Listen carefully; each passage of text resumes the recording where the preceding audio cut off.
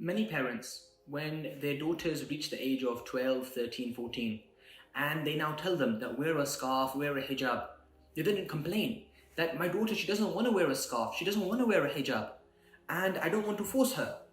Well, see, the issue here is that from a young age, many parents make this mistake, especially with their daughters. What they do is that they think, well, she's only young now, and so they make her often wear clothes that she would not be able to wear once she reaches puberty. And so they make this mistake naively, thinking it's fine, she'll grow out of it.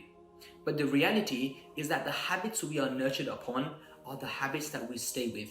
And so when they grow up with these clothes and they reach the age of 10, 11, 12, and suddenly their parents have this expectation from them that they now must go from wearing these extremely revealing clothes, right? And yes, nobody looks at children in that way. But for the child themselves, this is what they're used to.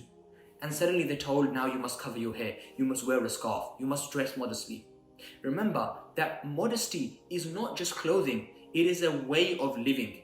Modesty is a trait that we must inculcate and nurture within our children.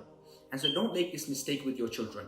Yes, if your daughter is 3, 4, 5, 6, you don't have to, take her out in a hijab and a niqab. Of course not. That's not what we're saying. But what we are saying is be aware and make sure that you inculcate modesty in them from the youngest years.